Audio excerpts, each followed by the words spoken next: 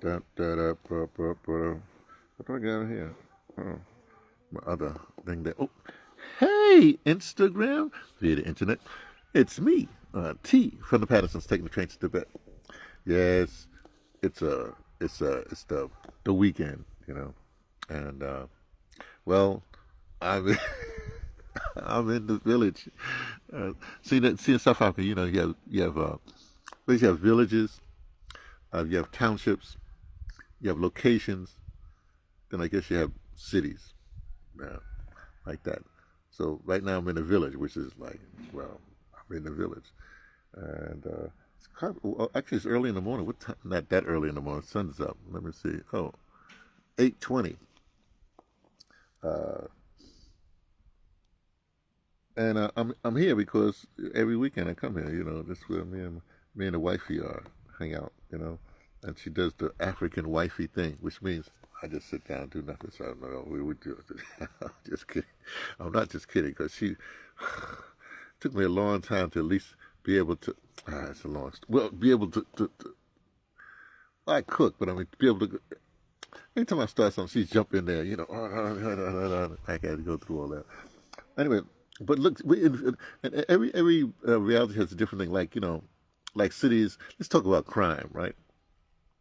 Before we talk about crime, let me just say about village life. So, so they'll have like every weekend because we're in the Eastern Cape, and a lot of people they make their whatever outside of the village. They have to go to a location or a city or to make money. Then they send it back to the to the to the uh, to the Makulu, the Gogo, the grandmother who's taking care of the grandchildren, and well, that's how it works. The money goes like that. The thing we like if you're in the states and you're from some other land and you land in the states, be you legal or illegal, you make money and you send it back to the country that you come from. See, it's like that on a smaller scale. A lot of times they have what do you call it, funerals, or they have what's called Thanksgivings, thanking people, stuff like that, or they have weddings or whatever have you. So they have a big thing, and then the whole community can come or be fed it somehow, like that. But in these gatherings, they always have well, not weddings, but say funerals. Funerals is the most likely thing in the Eastern Cape. Um, then they'll have like the men will sit together, the older men will sit together, and they'll be talking whatever they talk. I don't speak the language, and I'm glad I don't because then I get in these kind of things. Then I'm always the focus of attention. Then I do whatever I do, right? Anyway, and then you have the women, cooking and they have prepared everything. Then they have the teenagers over in another section like that. And our problem is that these people never talk to each other, and the men are too busy yapping, and uh, you're supposed to have the women make a traditional beer, and so that's what's supposed to happen. But no, they bring their little old buck or whatever, their gin and well, whatever, their whiskey, whatever, their even beer, and they're drinking. So by the time after a while, the men are too drunk to communicate with anybody because these groups don't communicate with each other. In fact, the younger men, the younger boys, whatever, they sort of serve the old man. This is a whole traditional thing. But I'm not into it because eventually, they get they. I don't like to hang out with drunk people. It's just simple as that, you know. And so usually, and they serve food usually before the drinking starts, but sometimes they don't even wait when minute in they starting to drink because we have a drinking culture in South Africa, and it's whatever it is. So that's the kind of way. So usually I don't even like to go to those things. Sometimes I come at the very beginning, say hello to everybody, and then I bugger off, because I don't like that thing like that. So so we have that. Um, now, so to me, well, that's drinking, right? But then in the what do you call it, the village, you have these little petty crimes. People be doing stealing this. In fact, we remember I said we had 7 puppies. Well, one of our puppies was stolen. Let's go over here for a second. Let's see if this thing flips over. Let's see if I can get the other one going. Oh, come on now. Can't see this. Oh, here it is. Boom. There we go. So here are the puppies. So now there's 6 of them. Hey, Indians in the house. Let me see. Now, one of these puppies I'm claiming for my own. See, 1, 2, 3, 4, 5. Wait. Oh, yeah. 1, 2, 3, 4, 5, 6. Now, which is the one? Is this the one? Let's see. Yeah, this is the one. Oh, sorry. Come on, let's go out here. Hey, your eyes are open. So it's been almost 2 weeks. Well, the eyes are open now. This is good. What? I'm talking to my, I'm claiming this puppy here, right? I'm claiming this puppy here because, turn this back around. Oh, wrong way. You see him right there? See, I'm claiming this puppy because, let me show you. See, he's missing a paw. He's born without this back left paw. Oh, sorry. See the eyes opening now? So the back left paw is missing. I don't know if it's a he or she. I guess it's a he. It looks like it's a, well, who knows? We'll find out. Anyway, I'm going to name the puppy. I've named the puppy already. Oh, yeah, I'm sorry. There we go, baby. And I'm going to name the puppy. You see, there's this thing like in I guess certain languages that they have the M, like for instance, somebody's name would be Mzu, right? Mzo or something like that. So I'm going to name this because you got the missing paw. I'm going to name this puppy Mpa. M-P-A-W. This is Mpa, everybody. See? Say hello, Mpa. Well, don't say hello to the camera. Say hello to me. So, but one of his brothers and sisters got stolen very early, before they even weaned. They got about another 2 weeks before they weaned away from the mommy, and then let me put you back with your brothers. You want to go back with your brothers and sisters? Okay. You want to go back with your brothers and sisters? Well, I can do that for you. Well, if I get you used to my smell, then a lot of times, like in say in Lesotho, they have dogs. The dog from the beginning. Let me take the doggy back. Okay.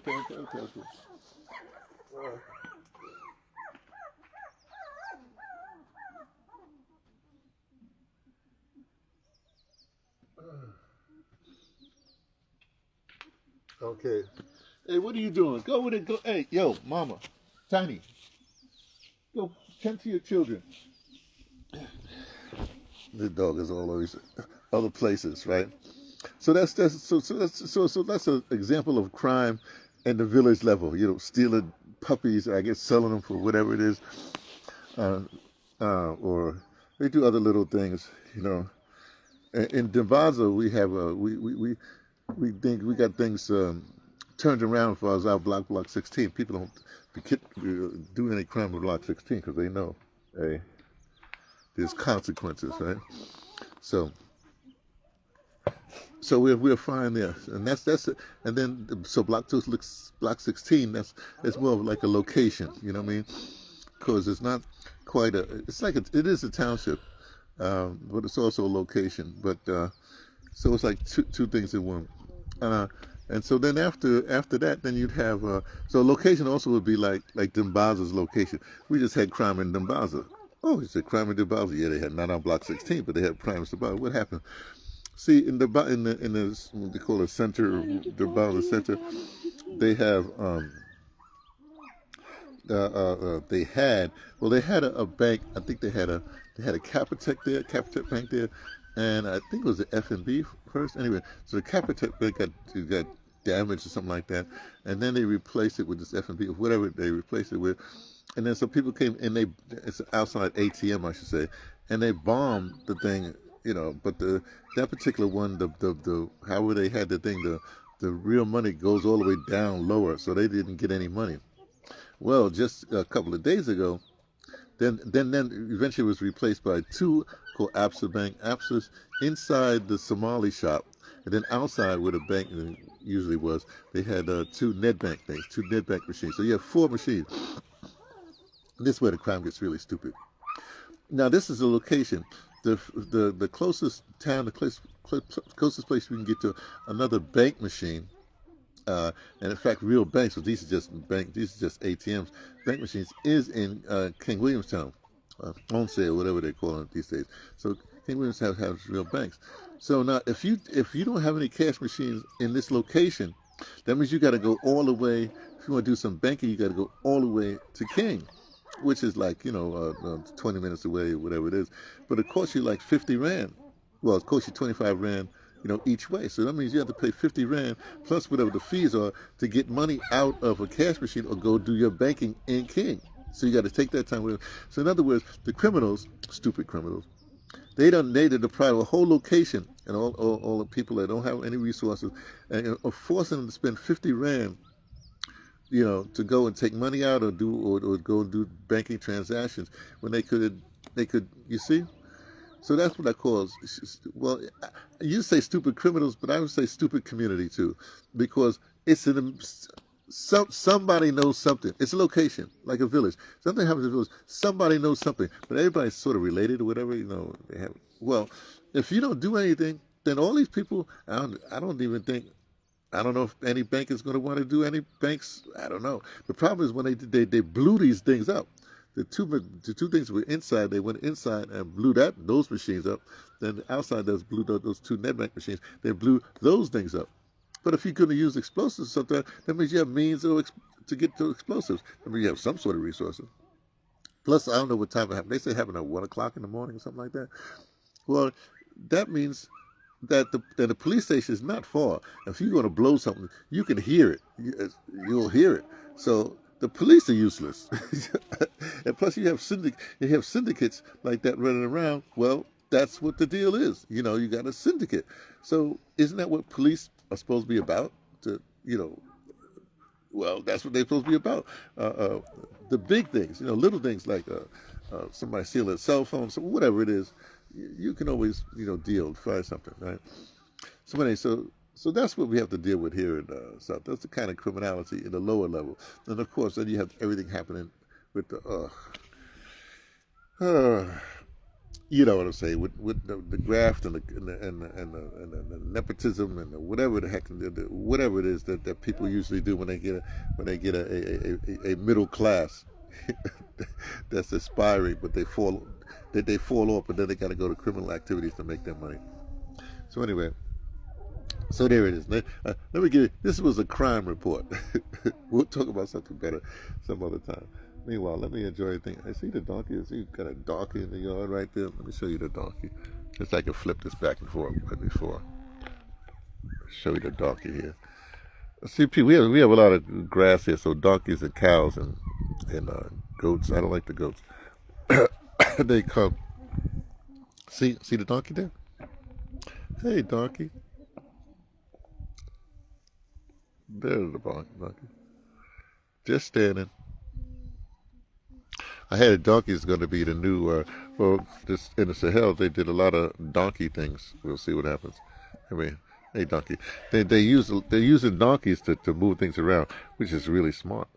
Really, really smart. Anyway, but they're smart up in the Sahel. Down here in the other parts of Africa, I don't know what they're doing. They still doing the regular corruption thing or whatever have you. And they're coming after Sahel. They all kinds of lies and AI lies and sponsored by the usual neo-colonizers that want to now get in and do stuff in Africa. There's a lot of people attacking a lot of things. Even they got. I just saw a headline, but it seems like Roland Martin and his little crew. Now they don't have the time. It's interesting. It's just like for me, it's just like the ECOWAS and them, right? Because instead of the Roland Martin crew, the people who are against reparations or whatever it is, instead of them going after the Democrats who cause all the miseries, or the political system that cause all the miseries, they end up trying to attack the people that's trying to say the system is wrong. So they're going after, what's called the Foundation of Black Americans. right? Which is the same. They were the same, not the same, but with the same issues at ADOS, American Descendant of Chattel Slave, or American Descendant of Slavery, the institution. Who has a book out? Hey, I got to get this book. The advocacy, ADOS advocacy has a book out, so I got to get it sooner or later. But it just came out. I don't know how I can get it before this reparations conference is supposed to happen. So I'm working on that too. Anyway. So it's like that all over. They call the neo-colonizers. They cause a schism, a split, right? And then they split. They send their little snakes in the split. That's what I say. They send little snakes in the split to make sure the split, gets bigger, bigger, bigger. But I think that people are hip now. They're not going for it. So we're going to see what happens. The coming months is going to be quite interesting because we're coming up political year, and the Democrat shills. I like that term. Democrat shills. They're on high alert. They're trying to shill for the Democrat Party.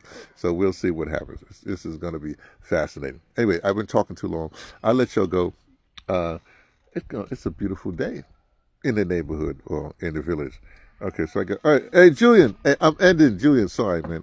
You have to look at the I haven't seen it, but then again, I haven't watched Instagram. I haven't seen a lot of your illustrations. Maybe I should go to your page and stuff like that.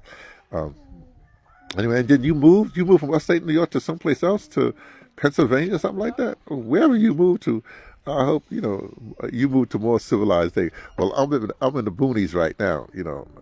I'm not even gonna get this to civil. Yeah, now next month I'm supposed to go to Cape Town. So because I always fly out of Cape Town if I'm going to go to Ethiopia, so I'll be in a city back then.